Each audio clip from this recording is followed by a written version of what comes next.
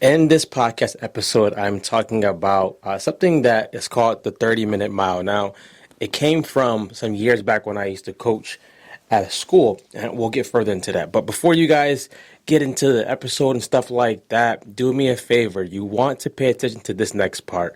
We are launching an online challenge called 75 Hard, the Conquer Way. Most of you guys have heard of 75 Hard before, and great program. We're doing some things different with it because we want to actually help people get habits to not just do the challenge, but to finish the challenge and actually get a lot of results during and after the challenge. So you'll get some workouts, some nutrition tips, some nutrition challenges, accountability, and things such as that. If that's something that you're interested in, let me know in the comments. We're going to really help people who want to end the year on a good note, right? This is the time of the year when people usually fall into depression. People usually fall into spiraling.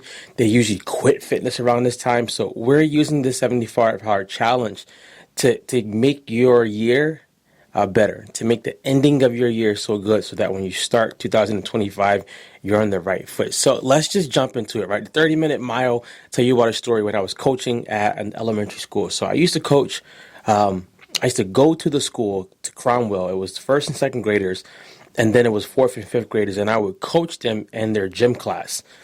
While I would be coaching them, of course, you observe stuff, you see things, and one day I got there, and it was a day where they had to do the testing of their mile run. So I had the option to just leave or stay because I didn't have to do anything for that. That wasn't my specific part.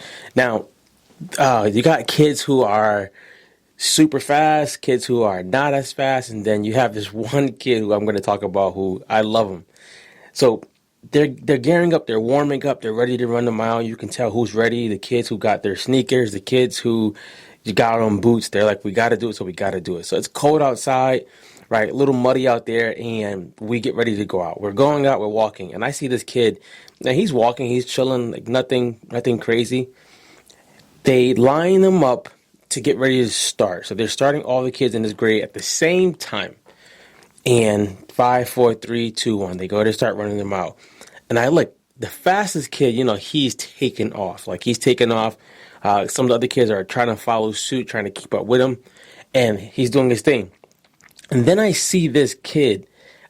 He is in the back. He's walking. And he's walking and everybody's screaming for the kid. Hey, run, run, run. You got to run. You got to run. And he's like not bothered. Now, talking about like not being bothered by peer pressure, this is probably that. He's walking. He's not saying anything. He's taking his time. He's walking as if he's walking to like the store. He's walking, and the coaches and the teachers are yelling like, "Hey, you got to run fast. You got to get to this certain time. Like you got to get 15 minutes, or else like you fail." And it doesn't faze him. He doesn't care. So the first guy, he laps him. He laps him twice before this kid finishes his first 400 meter. That's a lap around the track. He laps him twice. The fastest kid finishes.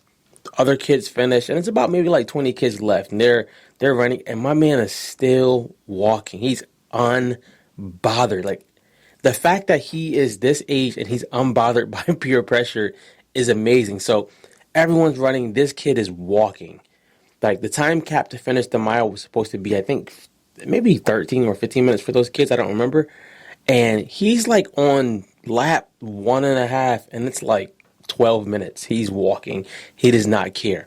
So I'm thinking, what's making him this chill to just walk? Is he embarrassed or anything like that? So I'm thinking in my heart, like, how would I feel if I was embarrassed like that? What would I do? And they go on. So the teacher sends out some of the fastest kids who finished. She's like, hey, you guys want to go encourage him and go with him? So they're like, sure, sure, sure. So they finish their mile. They get some water. They run out to go meet where he's at. And they are like, yeah, come on, let's run. He's like, no, I'm walking. This is what changed my perspective on peer pressure, being in your own zone, things like that. He talks to them in a way where they all start walking with him. They don't run. They start walking with him. And now it's about like 20 minutes. He finishes the mile at 30 minutes. He walked it. He didn't even run at the end. He walked it. And when he finished, I asked him a question. I was like, "Hey, how you feel?" He was like, "I feel good.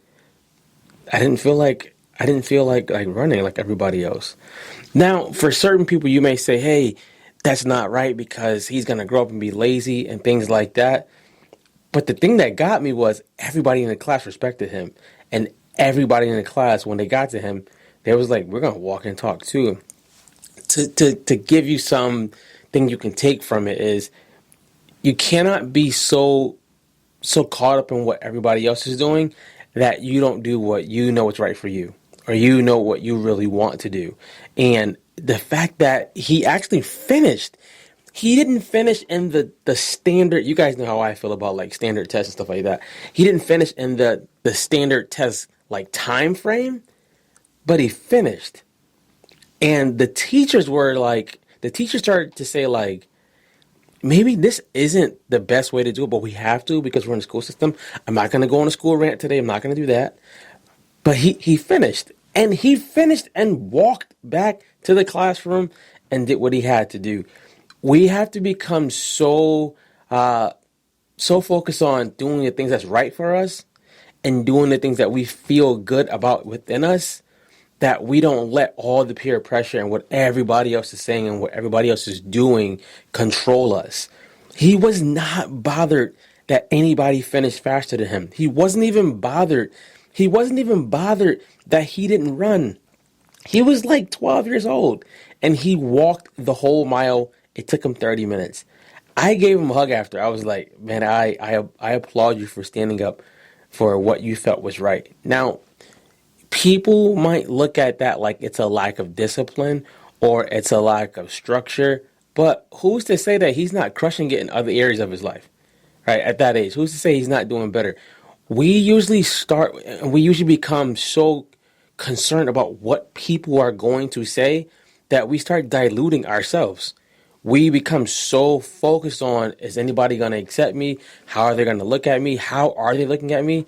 Most of the times people are not even looking at you. Most of the times people are just bothered by their own emotions in their own days. They're not even thinking about anything else outside of themselves. So this dude finishes the mile, 30 minutes, and he does it in like just straight like G status. He just walks back. He didn't pick up his speed. Literally, it got so bad that at the end, his last like lap, everybody in the class, it was like at least 30 kids, went out to walk with him, and they walked with him. What if the next idea you have is something that could actually help other people, but you're scared to do it because of what people are going to say, or you're thinking what people are saying, they're not even saying anything. To wrap up all of this, I would rather you be a person that you do what you know is best for you and not care about the crowd and not care about like the validation from everybody else and just do it. But again, I want to talk about the 75 hard challenge that I'm doing that's a little bit different than the typical one you saw. This is for anybody who at the end of the year, around this time when it gets cold, it gets darker outside at night and in the morning it's darker, you start slacking on your fitness. You start giving up. You start making every excuse. Holidays come and all of that. This is for the person who doesn't want to have that happen this time again. 75 Hard, the Conquer Way. We start on October the 14th. And it's an online program, but it's an online community. And I'm not talking about the community where you just thrown in some group and nobody ever talks to you. I'm checking on you. Some of the coaches that I'm working with on this project are going to be checking on you. You're going to be having nutrition challenges, workout challenges, and then most important, some mindset challenges, because if you can change your mind, you can change your body, you can change your life. If you're interested in that, go ahead and click the link in my bio or just literally comment 75 and I'll send you the link. That's starting very, very soon, and I cannot tell you how excited I am because I know for a fact I was always a person who would struggle with depression and anxiety around this time of the year. And it took a while for me to learn like what was happening. And it took me a while to realize there are things I can do about it. So now I'm offering that to other people as well. If you're interested, I would love to coach you for those 75 days, get you in shape, and most importantly, getting your mind right. I'm out of here, guys. Go be great.